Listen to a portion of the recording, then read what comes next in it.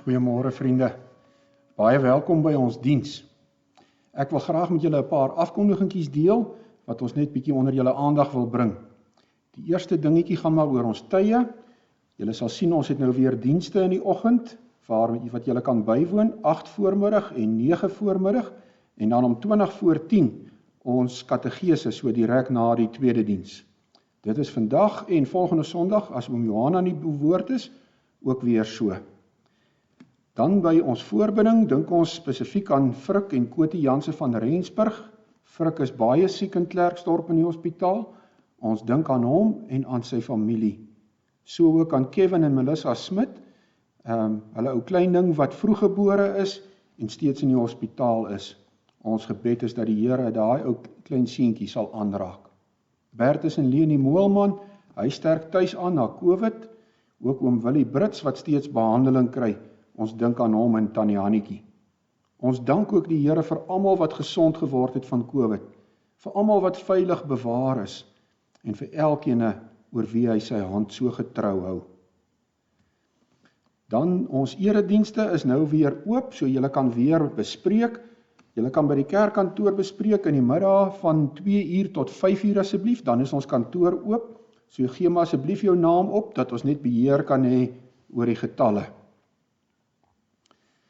Dan by ons verjaarsdag, vandag verjaar Dolf Koertsen, Jacqueline Kalitz, Elsa de Beer, Jacques de Beer en Robert Smith. Ons wil vir julle ouens net sê, verjaar baie lekker, geniet die dag, en mag die Here julle en al die ouens wat nog verder hierdie week verjaar, mildelik seën. Dan ons Famfest is mos uitgestel na die 1 Oktober, en dit lê ook nou alweer voor die deur. So dankie vir almal wat bydraes beloof het en wat reeds inbetaal het. Ons herinner ook die wat nog nie hulle belofte betaal het nie. Ons tema vir die Famfest is dankbaar met hart en hand. Ons het in die week vergadering gehad saam met al die voorvatters, die ouens wat vir ons die goed organiseer, en hulle was saam met ons baie opgewonde daaroor. Ons het mos elke jaar die gebruik om kinderhuise se kinders hierheen te bring, maar as gevolg van die COVID sal ons hulle nie kan bring nie, maar ons wil graag steeds vra vir bydraes, sodat ons vir hulle pakkies kan opmaak, wat ons dan gaan aflewer, om hulle ook op die manier steeds te bedien. So onthou asseblief daarvan, enigene op wie se hart dit is. Klein koekies, terte en koeke, ons bak nou nie verjaarkoekies by die kerkgebou soos wat ons altyd doen nie, maar wil jy nie ook asseblief 'n bietjie koekies bak nie? Ja, jy kan natuurlik baie ook bak as jy wil. Ons vra ook mooi vir koeke en terte, en as jy kan help, laat weet asseblief vir Tannie Elsabie Brink. Haar nommer is daar op die skerm ook. En hier is 'n vormpie wat ons vanmôre ook by die diens uitdeel, waarop jy kan aandui waar jy betrokke wil wees met die bazaar, op 'n plekkie waar jy kan help, of dit nou is vooraf met sosaties maak, of hamburgers maak, of verkoop of plakate opsit, of wat ook al. As jy nou nie vandag hier is nie, en jy wil iewers by 'n plekkie inskakel, bel sommer die kantoor en gee jou naam op asseblief. Ons het elkeen se hulp nodig, en dit is mos lekker om met mekaar te kan hande vat en saamwerk. En dan ons talentemark en plaasmark vra ook nog artikels, hulle kort nog so bietjie, en hulle sal dankbaar wees vir elkeen wat ietsie bydra om op die tafels uit te sit en te verkoop. Baie dankie vir almal se lekker samewerking. Ek moet sê, ons was sommer nou die aand weer opgewonde om mekaar te sien ook. En dan ons bankbesonderhede, en ook die zappertekentjie vir elkeen wat op hierdie manier sy bydrae wil maak.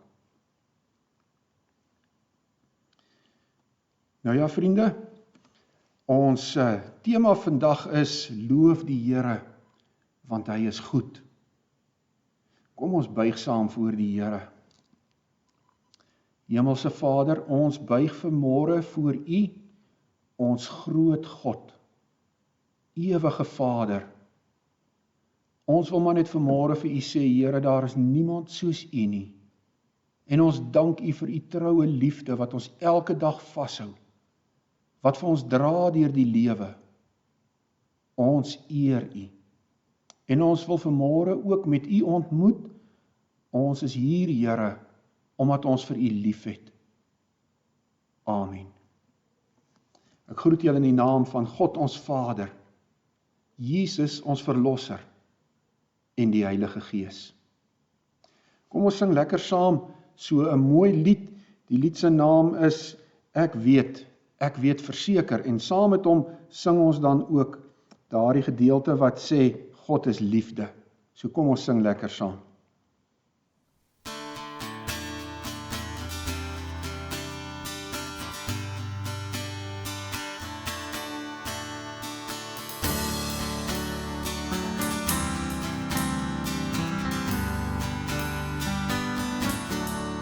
O, ek weet verseker, daar is niks in hierdie lewe, geen bose magte, geen dood of engele, wat my kan skei van die liefde van die Heer.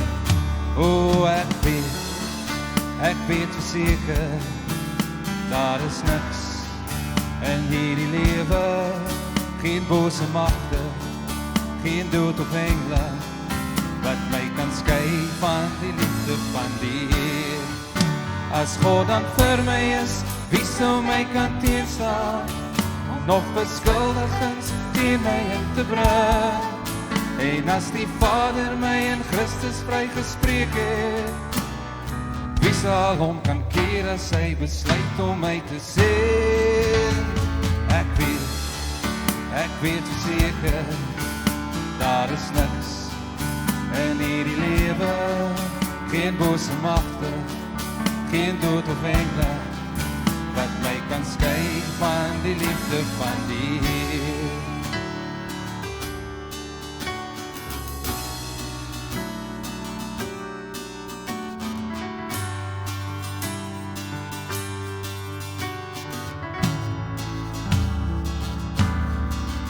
God is liefde, juig ons harte en bedink wat liefde doen, dat hy ons sy seun gestuur het om ons sonde te versoen. Hy wat eerste lief gehad het in liefde ons vergeet. Nou kan ons sy God gebore uit die bron van liefde leer, uit die bron van liefde leer. God is liefde, juig ons harte en bedink wat liefde doen, dat hy ons sy seun gestuur het om ons sonde te versoen. Hy wat eerste lief gehad het in liefde ons vergeet. Nou kan ons sy God gebore uit die bron van liefde leer, uit die bron van liefde leer.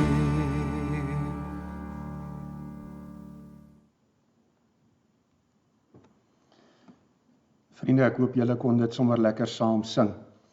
Ons tema vanmôre is loof die Here, want hy is goed. En ons het twee gedeeltes waaruit ons ook saam gaan lees. Die eerste is uit Kolossense 1 en dan ook uit 1 Kronieke hoofstuk 16. Loof die Here, want hy is goed. Nou vriende, in ons ou wêreld is daar deesdae soveel chaos en soveel dinge aan die gang, soveel slegte goed aan die gang. En dit is vir ons baie sleg. Maar weet julle, as daar in die kerk slegte goed gebeur, dan is dit eintlik nog slegter. En ek wil nou vanmôre begin op daai negatiewe punt van goeters wat aan die kerk aan die gang is en wat die koninkryk van God soveel skade berokken. Maar dan wil ek eindig by die positiewe. En as ek nou kan begin, wil ek sê, daar is 'n tendens in die kerk wat ons eintlik noem liberale teologie. En hierdie liberale teologie het 'n proses waardeur dit gaan. Daar is 'n verloop aan hierdie ding. En mense begin partykeer heeltemal onskuldig. Hulle het nie gedink dit gaan daar eindig nie, maar die effek van dit wat gebeur in hierdie liberale teologie is absoluut vernietigend. En ek wil vir julle so 'n dingetjie wys wat 'n beeld gee van hierdie proses. Die eerste ding is theïsme. Nou, die woord theos is God en theïsme beteken ons glo in God of die leer van God. En dit is waar ons eintlik wil wees. Maar in hierdie liberale teologie kom daar 'n ding wat ons noem skeptisisme. Dit gaan daaroor dat ons God bevraagteken. En as dit nie hokgeslaan word nie, dan kan dit baie maklik oorgaan in ateïsme, wat beteken ons ontken God. En dan uiteindelik in posttheïsme, waar ons eintlik sê nee, wat nou is ons verby God. Nou vriende, ons is gemaak vir God. En dit is waarvoor ek en jy op hierdie aarde is vir God. En daarom is dit die enigste plek onder hierdie hele proses waar ons kan wees wat ons lewensdoel beantwoord, is die waar ons in God glo. Maar daar kom 'n ding in die liberale teologie wat ons noem skeptisisme, en hulle kom met 'n proses wat hulle noem histories kritiese ondersoek van die Bybel. En dit beteken dat hulle elke ding in die Bybel ondersoek, en hulle sê die enigste manier ons dit reg kan verstaan as ons dit verstaan, soos wat dit daai tyd gebeur het, en die agtergrond en goed, en vriende, hulle gebruik hierdie ding omtrent alles in die Bybel wat 'n beginsel is, weg te redeneer.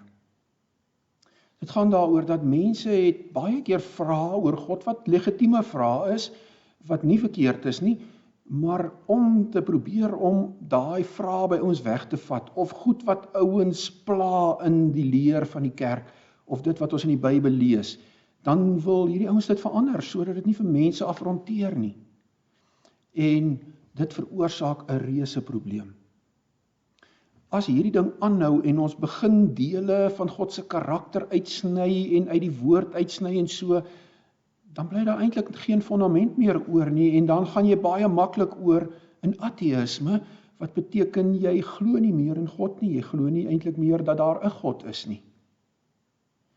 En ouens wat dan lank genoeg daar bly of ontken dat God is, hulle gaan op 'n stadium kom hulle op 'n plek wat hulle noem posttheïsme. Dit beteken na God. Ons is nou oor God. Dis 'n verskriklike tendens wat aan die gang is. En dis skrikwekkend, vriende, om te sien hoe dit gebeur onder teologiese professors, op ons teologiese fakulteite waar die NG Kerk se dominees moet leer, hoe dit gebeur ook met dominees wat in die bediening staan, maar wat so skepties is oor die Bybel, dat hulle eintlik groot dele van die Bybel nie meer erken nie, dat hulle partykeer nie eers meer glo dat God bestaan nie, maar hulle bly dominees. Dit is eintlik skrikwekkend. En in die proses takel hulle soveel mense se geloof af. Nou wat is die effek daarvan? Wat is die gevolg daarvan as hierdie proses gebeur in 'n kerk of in 'n denominasie? Die eerste ding is, die mens word al belangriker en God onbelangriker.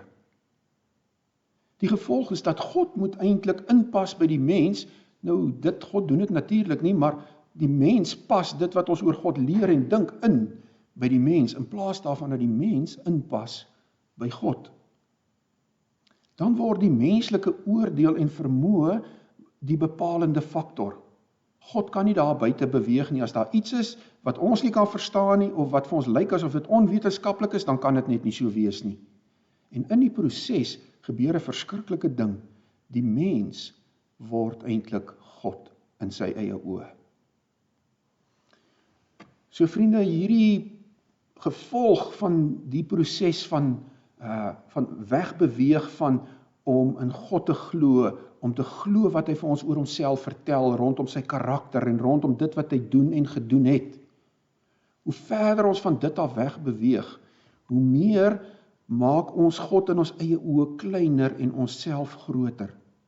Ons kom op 'n punt waar God by ons moet aanpas en inpas by dit wat ons dink, by ons wetenskap. En as hy nie inpas by ons wetenskap nie, dan is hy verkeerd en ons reg.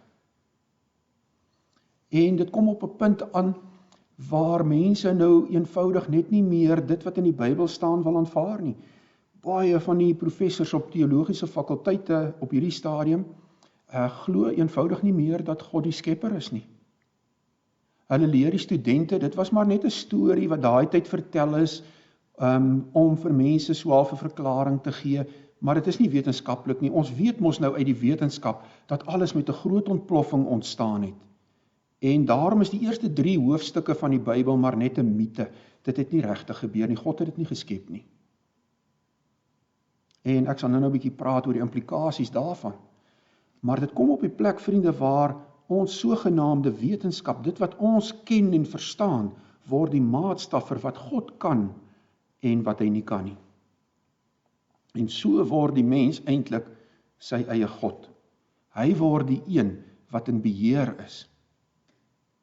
Nou ek wil graag 'n gedeelte met julle saam lees, daai Kolossense 1, wat met ons praat oor dit wat ons hier sien. Paulus is hier aan die woord en hy sê ook, julle was voorheen ver van God af en vyandig gesind teenoor hom, soos blyk uit julle sondige lewenswyse. Maar nou het hy ook julle met homself versoen, deurdat sy seun as mens gesterwe het, om julle heilig, sonder smet en onberispelik voor hom te stel. Maar dan moet julle vas en sterk bly staan in die geloof, en julle nie laat losruk van die hoop wat in julle gewek is, deur die evangelie wat julle gehoor het nie. Dit is die evangelie wat aan al die mense op aarde verkondig is, en waarvan ek, Paulus, 'n dienaar geword het. Nou vriende, in hierdie gedeelte praat Paulus, hy sê, julle was so ver van God af, julle was in so 'n haaglike situasie, julle was vyandig teenoor God. Maar toe stuur hy vir Jesus, en deur Jesus het hy hom aan julle openbaar, en julle het hom leer ken, en Jesus het julle nader getrek aan God, en julle met God versoen, sodat julle weer in 'n verhouding met God kon lewe. En hy sê, so het julle gegroei, so het julle vooruit gegaan. Dit staan in direkte teenstelling met dit wat ons nou pas gesien het, nê? Waar ouens wat sê dat hulle God ken, en dat hulle in 'n verhouding met God lewe, al meer en meer van dit wat God oor homself sê, begin verwerp, ontslaa raak daarvan, wegverklaar, tot op 'n punt waar hulle nie meer glo dat God bestaan nie. Of waar hulle sê, God is 'n non-entity.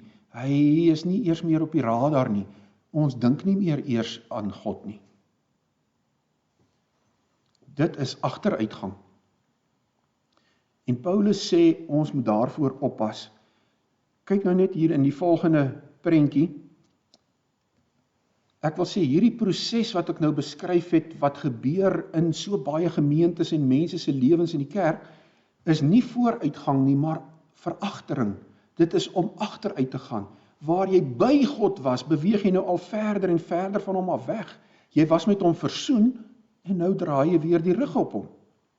Dis om terug te keer na die toestand van vyandigheid teenoor God. Dit is om die versoening wat Jesus gebring het, te verloon en te vertrap.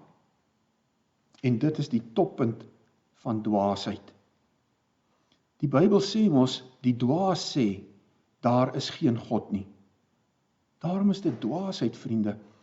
En ons moet so versigtig wees vir hierdie ding, maar Paulus gee gelukkig vir ons raad oor hoe ons dit kan voorkom, hoe ons dit kan teewerk.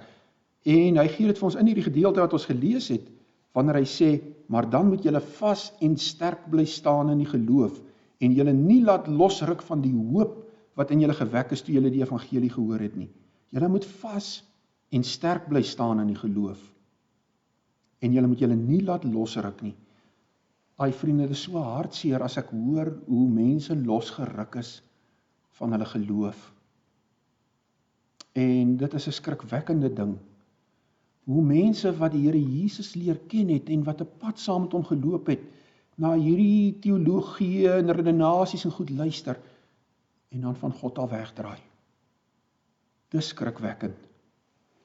Maar Paulus sê vir ons, julle moenie daai pad loop nie. Oppas daarvoor. Bly vas en sterk staan in julle geloof. Moet jou nie laat losruk van die hoop wat in jou gewek is toe jy die evangelie gehoor het nie. En dan wil ek 'n gedeeltjie lees wat hier oor praat.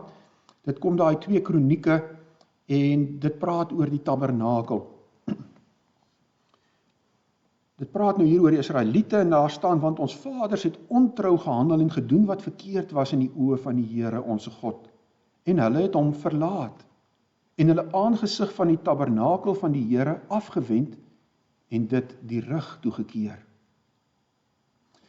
Nou vriende, die tabernakel was 'n tent wat God vir Moses laat maak het en wat hulle in die kamp moes opslaan van die Israeliete. Dit was die tent van ontmoeting. Dit was die plek waar hulle heen kon gaan om met God te ontmoet. En nou staan hier in hierdie gedeelte, die mense het ontrou gewees aan die Here, hulle was ongehoorsaam en hulle het van hulle gesig van die tabernakel af weggedraai. In plaas daarvan dat hulle na die tabernakel toe wou gaan om God te ontmoet, het hulle rug op die tabernakel gedraai en van God af wegbeweeg. En dit is tipies wat ons sien in so baie strominge wat in die kerk ingekom het. Mense wat net nie meer die woord van God aanvaar as God se woord nie. Hulle sal sê, daar is woorde van God in die Bybel, maar die Bybel is nie die woord van God nie. En so baie van dit wat in die Bybel staan, aanvaar hulle net eenvoudig nie meer nie. Ons het nodig om vas en sterk te bly staan. So dis nou die negatiewe kant. Nou wil ek by die positiewe uitkom. En die agtergrond van hierdie gedeelte wat ek met julle wil deel uit 1 Kronieke hoofstuk 16 is dat Dawid hulle die tabernakel weer opgeslaan het. En toe het hulle die ark gaan haal. Nou die ark was daai houtkis waarin die 2 kliptafels was met die 10 gebooie, waarin daar manna was en die staf van Moses en so meer van Aaron, en hulle was binne in die kus, en die ark was die teken, die simbool van God se teenwoordigheid. So toe Dawid hulle die ark in die tabernakel, in die tent van ontmoeting inbring, toe beleef hulle, nou is God hier, en nou kan ons weer met hom ontmoet. Dit was vir hulle so kosbaar. En toe kry Dawid al die leviete bymekaar, die hele volk is bymekaar, en die leviete sing hierdie loflied. En dit is wat ons nou gaan lees. Die Here is groot, al die lof kom hom toe. Ontzagwekkend is hy bo alle gode. Al die gode van die volke is niks. Dit is die Here wat die hemele gemaak het.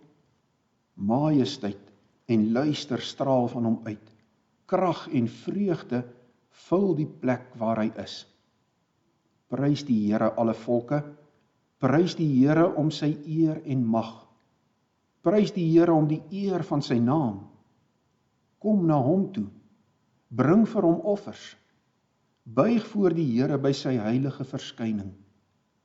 Betoon eerbied aan hom, almal op aarde. Die wêreld staan vas, dit wankel nie. Die hemele moet bly wees en die aarde moet juig. Hulle moet onder die nasies verkondig, die Here regeer. Die see en alles daarin moet druis, die veld en alles daarop moet jubel, die bome en die bos moet hulle verheug voor die Here, want hy kom om oor die aarde te heers. Loof die Here, want hy is goed. Aan sy liefde is daar geen einde nie. Julle moet sê, red ons, o God, ons verlosser, maak ons bymekaar. Red ons van die nasies, dat ons u heilige naam kan loof en ons in u lof kan verheug. Aan die Here, die God van Israel, kom die lof toe van ewigheid tot ewigheid. Toe het die hele volk gesê, Amen. Prys die Here. Vriende, ek sê toe Israel weer beleef, die Here is hier in die tabernakel, in die tent van ontmoeting. Nou kan ons weer met die Here ontmoet. Toe is hulle so bly. Hulle kan nie anderster as om 'n loflied te sing nie. En wat 'n pragtige loflied is dit nie. Maar ek wil nou net so 3 of 4 gedagtes hier uithaal. Dit is baie belangrike aspekte wat ons nooit uit die oog mag verloor nie. En die eerste gedagte is dit: die Here God is die skepper. Die Here is die skepper. Vriende, die oomblik wat ons dit prysgee en nie meer erken dat God die skepper is nie, dan haal ons die boom onder die hele Bybel uit, die fondament. Want alles berus op die feit dat God alles gemaak het. Ek bedoel, as God nie die aarde gemaak het nie, as God nie die uitspansel gemaak het nie, watter reg het hy om daaroor te regeer? As God nie vir my en vir jou gemaak het nie, watter reg het hy om ons God te wees?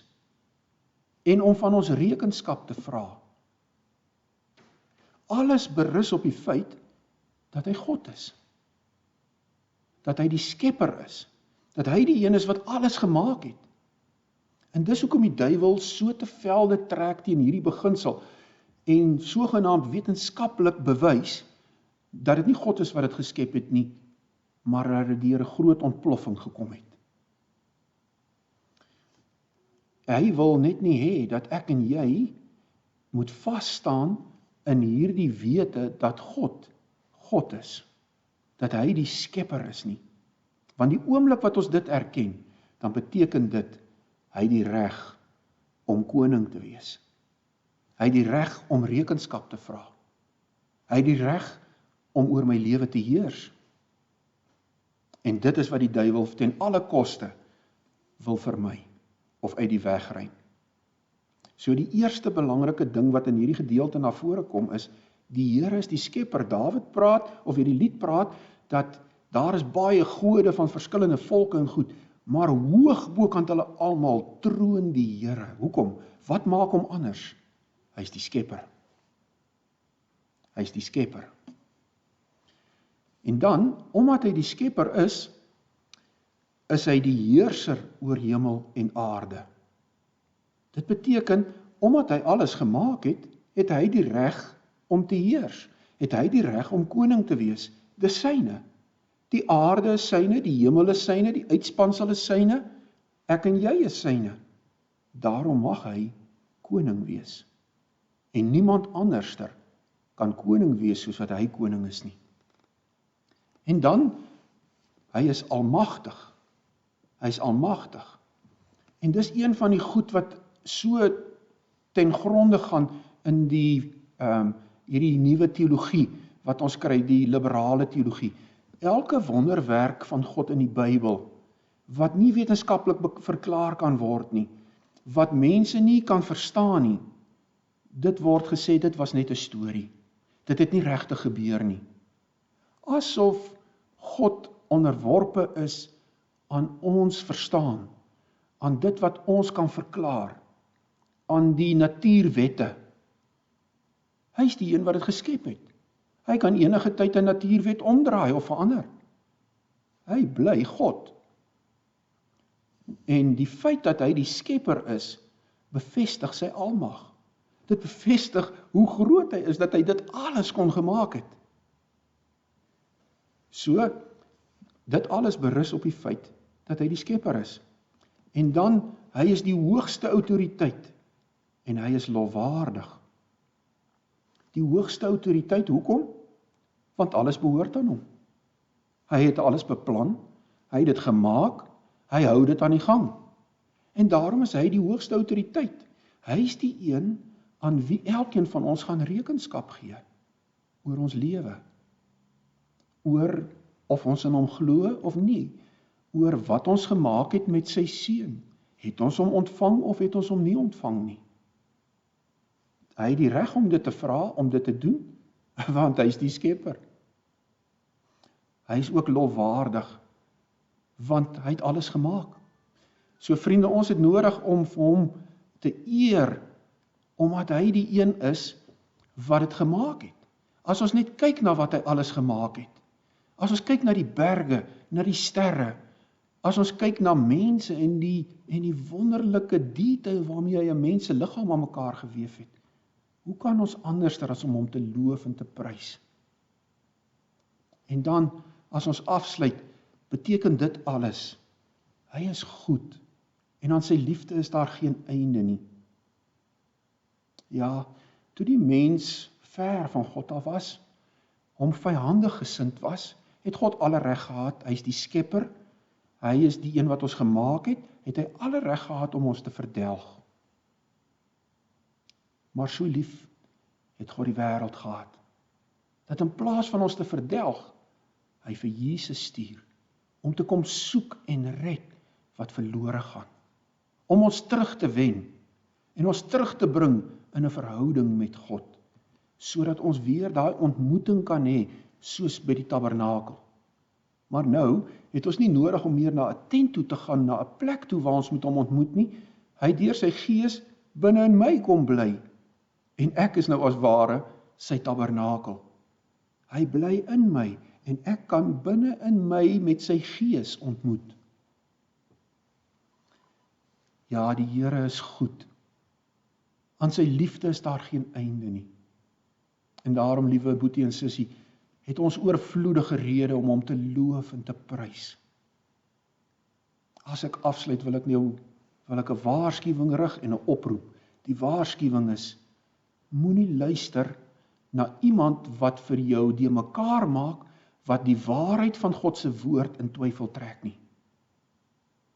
Moenie eers na hom luister nie.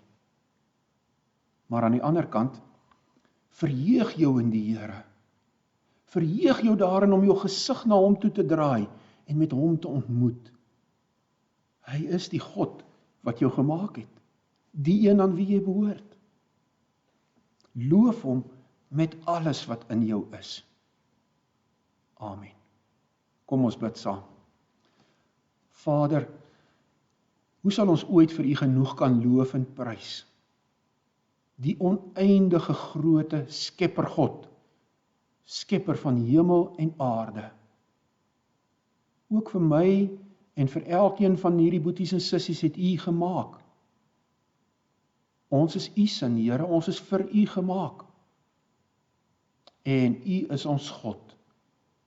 Ons erken geen ander God nie. Net U alleen.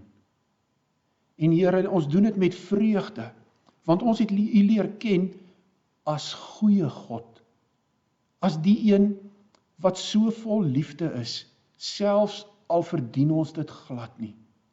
Al is ons ver van U af, vyhandig teenoor U, dan het U steeds vir ons lief en steek U steeds U hand na ons uit. Daarvoor loof en prys ons U, Here.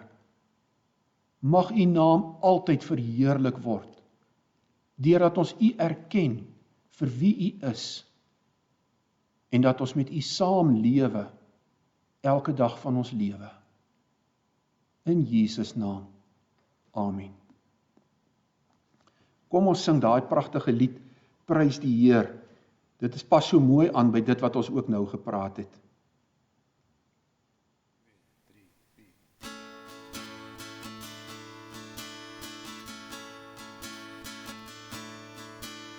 Die Heer is my vesting, die Heer is my krag, hy is my bron en hy is my redder, die een op wie ek wag. Die Heer is my voorspoed, hy sal vir my voorsien, soos 'n pa sorg vir sy kinders, gee hy meer as wat ek ooit sou kon verdien. Prys die Here, o my siel, prys die Heer, want hy is goed. Prys die Here, als wat lewe, prys die Heer.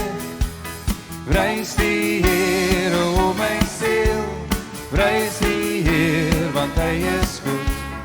Prys die Here, als wat lewe, prys die Heer. Die Heer is my vesting, die Heer is my krag, hy is my bron en hy is my redder, die een op wie ek wag. Die Heer is my voorspoed, hy sal vir my voorsien, soos 'n pa sorg vir sy kinders, gee hy meer as wat ek ooit sou kon verdien. Prys die Heer, o my siel, prys die Heer, want hy is goed. Prys die Heer, als wat lewe, prys die Heer. Prys die Heer, o my siel, prys die Heer, want hy is goed. Prys die Heer, als wat lewe, prys die Heer. Die hele skepping sing nou saam, en alles wat lewe roem sy naam. Die hele skepping sing nou saam, en alles wat lewe roem sy naam. Prys die Heer, o my siel, prys die Heer, want hy is goed. Prys die Heer, als wat lewe, prys die Heer. Prys die Heer, o my siel, prys die Heer, want hy is goed. Prys die Heer, als wat lewe, prys die Heer. Die Heer is my vesting, die Heer is my krag, hy is my bron en hy is my redding, die een op wie ek wag.